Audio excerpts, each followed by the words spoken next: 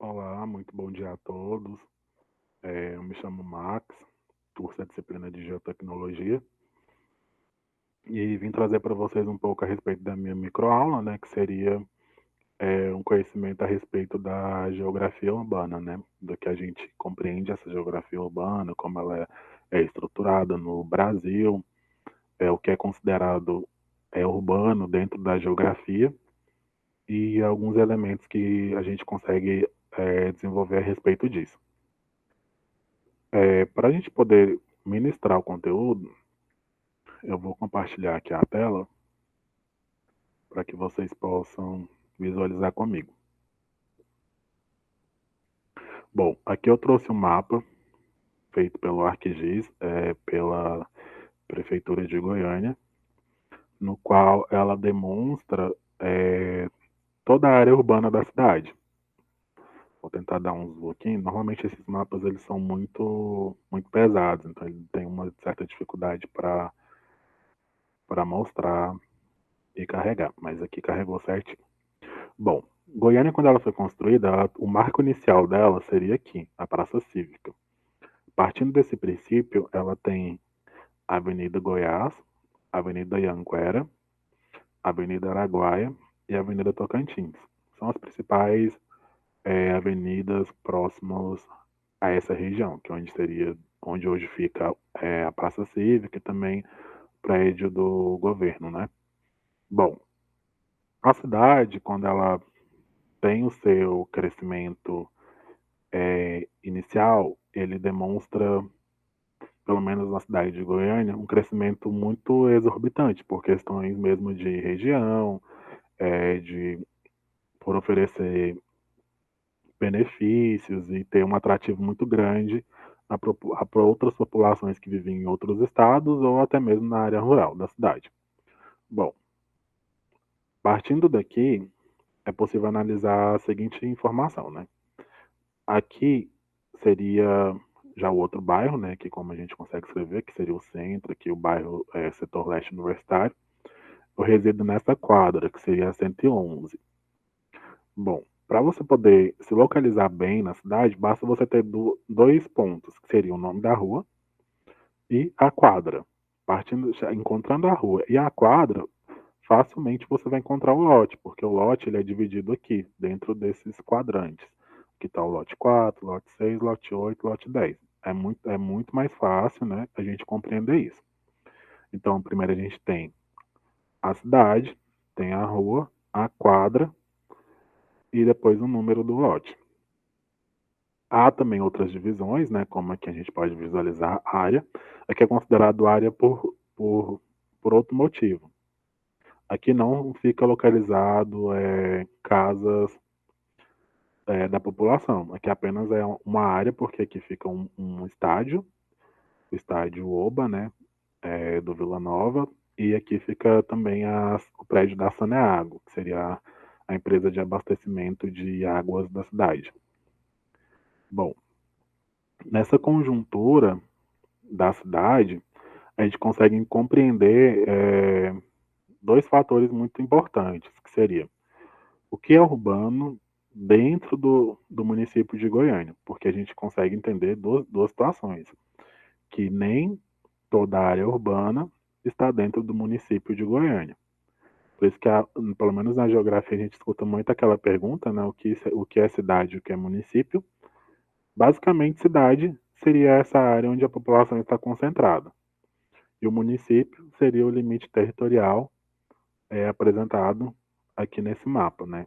Ou seja, olhando deste princípio, a gente tem um pedaço, né, da região ainda da cidade de Goiânia, do município de Goiânia, aliás, que não é urbano. Aqui não tem concentração de bens e serviços, não tem casas, não tem moradias para que isso seja considerado ainda urbano. Dentro dessa análise aqui ainda pode ser considerado rural, porque aqui é um conjunto de fazendas, de chácaras, que fazem divisa com outras cidades próximas. Bom, compreendendo então essa estrutura que a gente traz do que é cidade e do que é município, fica muito notório essa percepção. Por exemplo, existe, né, existiu, na verdade, um filósofo que contribuiu muito para a geografia, principalmente a geografia urbana, que foi Henri Lefebvre. Ele foi um filósofo francês, mas que tem uma traz para a gente muitas informações muito ricas a respeito dessas informações. Inclusive, ele tem até um livro que é estudado na geografia que chama Le Droit à la Ville, que seria o direito à cidade, na tradução do português, que basicamente analisa alguns fatores. Eu vou parar aqui o compartilhamento de tela, só para a gente poder entrar nesse assunto. Henri Lefebvre, ele traz esse questionamento a partir do momento que ele compreende a cidade de Paris, né, na França, e também a gente começa a analisar as outras cidades ao redor do mundo. A gente tem aquela cidade, que seria a primeira cidade a ser construída, que ela foi na África, né, e a partir daí então a gente tem a evolução das cidades. E todas as cidades, elas têm, embora a maioria delas tenham sido construídas à margem de rios e essas coisas, a gente tem visões muito diferentes do que é cidade ao redor do mundo.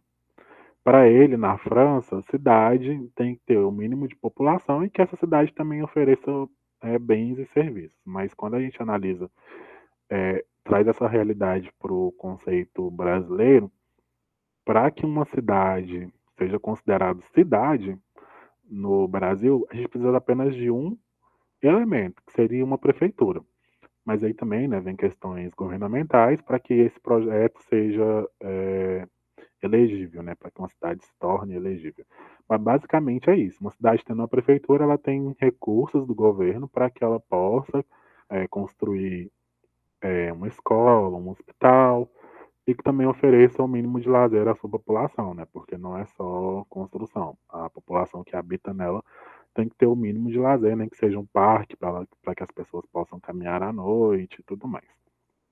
Bom, compreendendo isso, hoje no Brasil a gente tem um número significativo de cidades que tem, todas as cidades têm no mínimo uma prefeitura. Partindo disso, o processo de criação das cidades no Brasil nem sempre ele é controlado, não é feito de uma forma controlada, né? Quando a gente analisa, por exemplo, as capitais, que seria as capitais mais novas, né, que seria Goiânia, Palmas e Brasília, eu considero Goiânia a capital mais fácil de se locomover.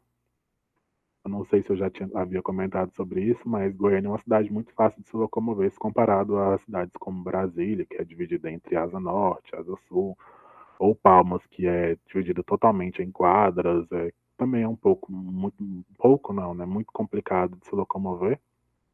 Mas Goiânia hoje é basicamente aquilo que eu tinha mencionado, que eu havia mencionado, né? Que seria você encontrar a rua que você quer ir, dentro dessa rua você encontra a quadra e posteriormente você encontra o lote e chega na localização que você deseja ir. Isso traz também um pequeno problema para a construção da cidade, porque, por exemplo, quando a gente analisa essa construção não muito planejada da cidade, a gente traz um outro fator, que seria o da conurbação, né? O que é conurbação? Conurbação é o processo de crescimento entre duas cidades, no qual uma sobrepõe a outra. Seria mais ou menos essa relação entre o crescimento de duas cidades, no qual uma ultrapassa o limite territorial da outra e vira uma só. Quando a gente traz imagens daqui do Google Maps, vou compartilhar novamente a tela.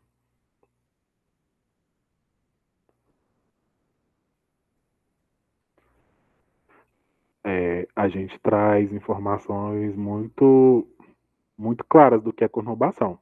Olhando assim do alto, a gente não consegue diferenciar o que seria uma cidade, onde começa uma cidade e onde termina a outra, nessa região.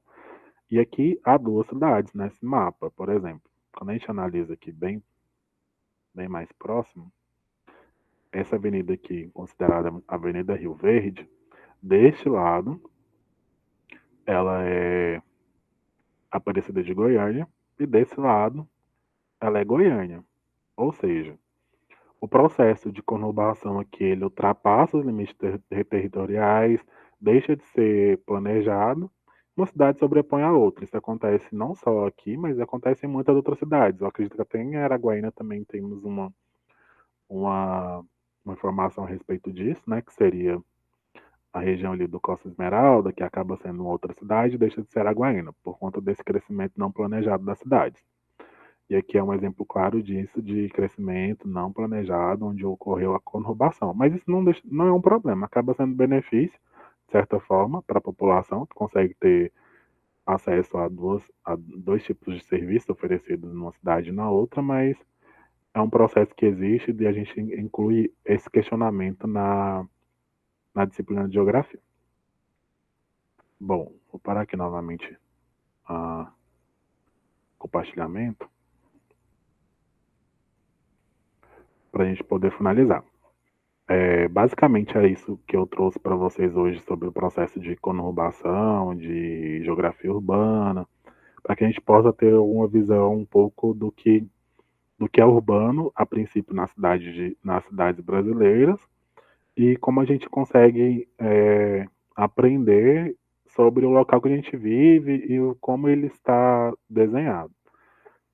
Muito obrigado a todos, um bom dia.